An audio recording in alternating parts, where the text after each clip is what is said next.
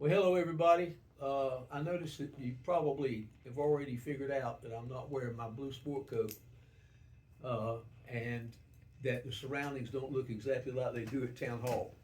And that is because I was in a massive bar fight over the weekend and sustained major injuries and have not been able to. I'm just kidding. I always like to start with a little humor. No, uh, I have had a little incident, and we're recording from my house today, and hope you don't mind the change of venue. We'll be back hopefully next Monday, and we coach Reggie Bush in my office. But Mr. Chestnut and I, mostly Mr. Chestnut today, is going to be talking about a couple of things: the sewer and water grant project that we have going on around town, Yes, sir. and then the weather issues that caused a little interruption in some people's lives. Yeah. Mr. Chestnut, what's been going on? And I know you've been busy with all that going on. Most definitely, Mr. Mayor. And for our citizens out there, always a good chance to talk to you about what we have going on in the town of Fairmont. Uh, we're currently been going through across town working on 4 or 5 different projects with the $15 million sewer rehab project. That project is slowly moving along, but steady progress. We've taken care of 2 or 3 of the projects at this point. And one of our next major projects, Mr. Mayor, is to go over there by Food Lion, where we have a lot of drainage issues. Yeah, we've got a lot You on know, the street. so as we move through this grant, citizens will continue to see improvements in our sewer and collection system.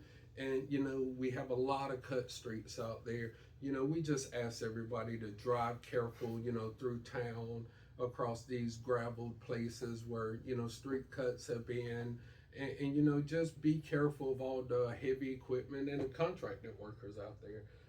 But overall, this work is so crucial and so important to the town. With the state of North Carolina investment in our infrastructure to just rehabilitate the sewer all the way across town, Mr. Mayor. If it rains more than 15 minutes, that whole street beside Food Line is just a lake. Yes, sir. And we've explained to everyone, there's a couple of issues that's really complicated that issue over there. One of them is the fact that a communications company drilled through one of our sewer lines and put a utility line through there. You see, folks, sometimes it's somebody else that causes the That's right. problem. This is definitely, not us.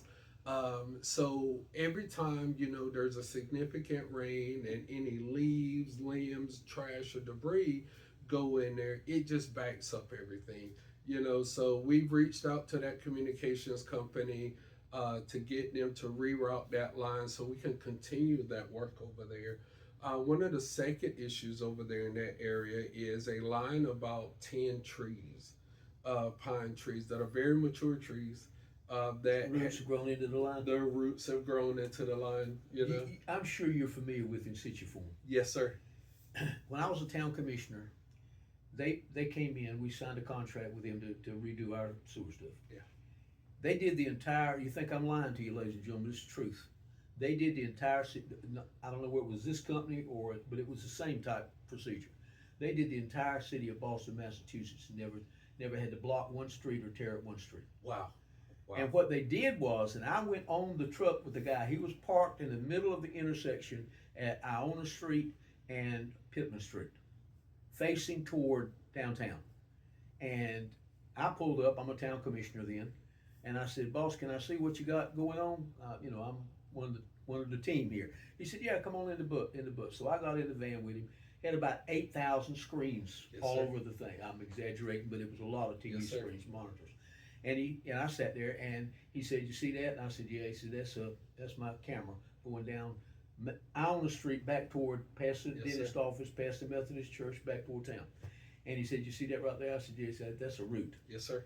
Yes, sir. And what they did was they go and they cut all that off and then they take a plastic sleeve or a rubber sleeve or some Yes, kind sir. of like an inner tube, Yes, sir. and they stick it down in the hole where they are and feed it out all the way down, however far they want to go, and then they blow it up inside the existing. It's the coolest thing I've ever seen in my life. It is, Mr. Mayor. They call that slip lining, Is that what it is? and a lot of that is what's being done to our system right now. And what it does is it save us from a lot of environmental concerns and pulling these pipes out of the Oh, that'd be a ground. mess. We're able to rehabilitate them so there's no leaks and there's no water or stormwater infiltration into our pipes. So as technology has evolved, this the same with how we repair things, and it's a very it's kind of like medicine, and procedures that they do that are less invasive now. So instead of ripping up every city street, if the pipes are too damaged, then they'll rip up the street and replace those pipes. But if they're just not level, if they're just got small gaps in them, they're able to go in there and slip line those lines, Mr. Mayor. I got one little historical anecdote, and then I'm gonna let Mr. Chestnut talk to you about what damages, if any, were done around town and how we're solving and correcting those. I'm sure that you're all familiar, not everybody, some of the younger ones would not be, but I'm sure a lot of people are familiar with President Roosevelt, Franklin, not Theodore, and the New Deal. Yes, sir. One of the things that he did was created what were called the alphabet programs, one of which was the WPA. Yes, sir. The Works Progress Administration. He also created the PWA, which was the Public Works Administration, and about a million other alphabet programs. In fact, his critics refer to it as alphabet soup. You'd be amazed at how many of the sewer Yes, sir. pipes were laid in this town during the WPA in the 1930s. Yes, sir. And they're not like plastic. They're not. They're definitely not, Mr. Mayor. And when I share people stories about the WPA and PWA, they were the first ones in a lot of our municipalities that came into our towns and put in these initial roads and infrastructure. Along with the REA, they put in the electric lines. Most definitely, So knowing that even still to this day, most of our smaller communities still have some of that infrastructure in And place. see, we can't bring back Mr. Marvin Pittman. That's right. That's Mr. right. Marvin's gone. That's right. If Mr. Marvin was still around, he could help. He'd be a massive tool for Ronnie Seals. Most definitely. He could tell him where every pipe was, how many feet it was, how many feet it was below the ground it was. Marvin Pittman was the man. Most definitely. And those guys then didn't have the software or technology that we have now. So They just dug a hole, stuck the pipe they in. dug a hole, stuck a pipe in, and had to remember it. There was no GPS and coordinates and all of this stuff. It just wasn't there. So, how about the storm? What did it do? A lot of damage. I know it got some of our stores downtown. So we people have seen videos and pictures out there of the storm that came through Fairmont on July the 6th. And it was something that really sprung up on us. Started out as a heavy rain, turned into some hail, and turned into some circular type winds. Yeah. That storm collapsed a 2-story building downtown on Center Street, damaged numerous buildings, commercial and residential structures throughout town. And for us as a town organization, it damaged our town hall, our Heritage Center, and the Youth Center that we're currently working on, Mr. Mayor. And that was a setback, specifically for the Youth Center. We're going through the insurance process now to see what those claims look like and see where do we go from here as far as... There's no such thing as a fast insurance. There's definitely, we all know that there's no quick home insurance claims, commercial insurance claims, or car insurance claims. It's just something that we're going to go through. But, and it's hard to discuss this with people during times of personal disaster, But the storm reminds me to remind all of our citizens how important insurance is. And, you know, a lot of people don't like to talk about climate change, but a lot of things that we're faced with, you know, we haven't experienced before. You know, who has ever experienced hail in Fairmont in July? Right. You know, and I was in this house. Yes, My sir. wife called me on her cell phone Yes, sir. from right outside where she was parked in her normal parking place to tell me she was home, but she could not get out because of the hail. Yes, sir. I was in here working on my computer in this very room, and I had no idea. I heard the rain, but I didn't know it was hailing. You know, so we've been sharing everyone with everyone as we get through this.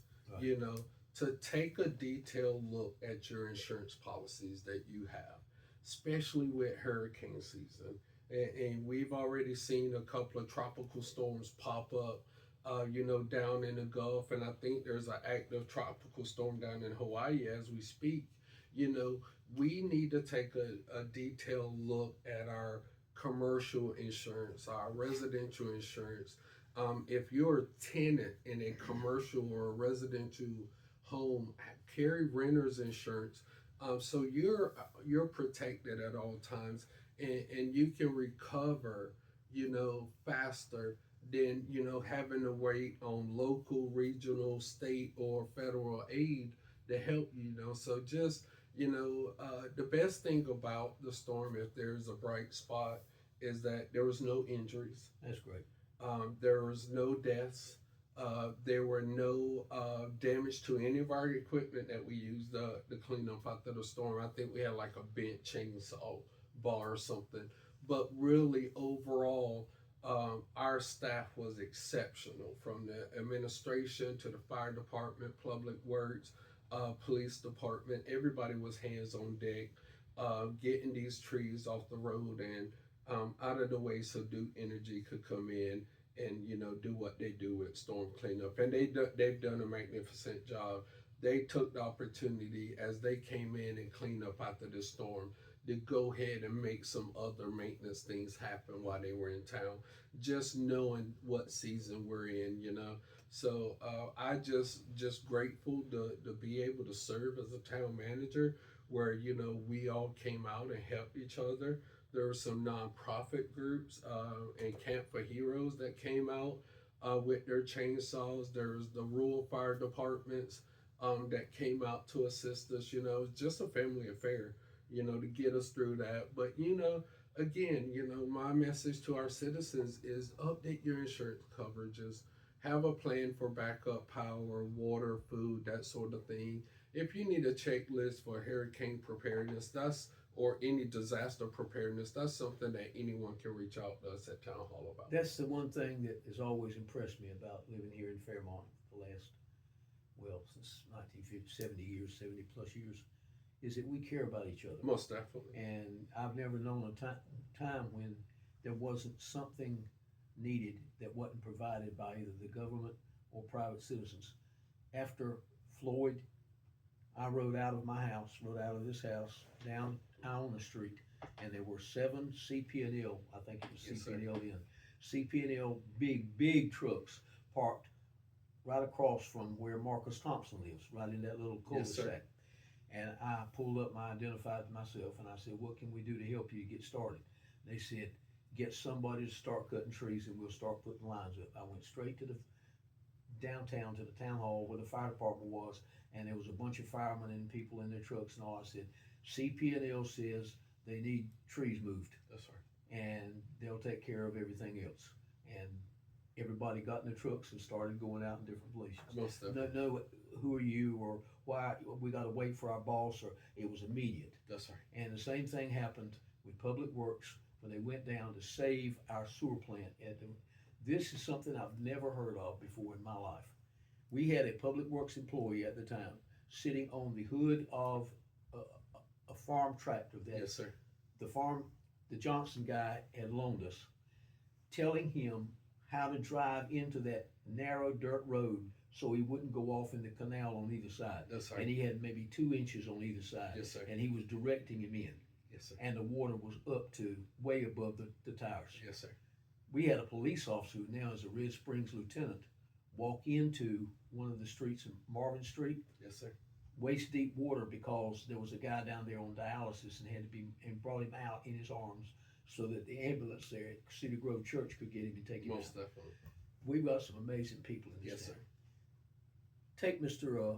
Chestnut's advice, ladies and gentlemen. Check your insurance and make sure you're covered. And if you got any issues with the sewer and the water work, it'll be fixed before they leave.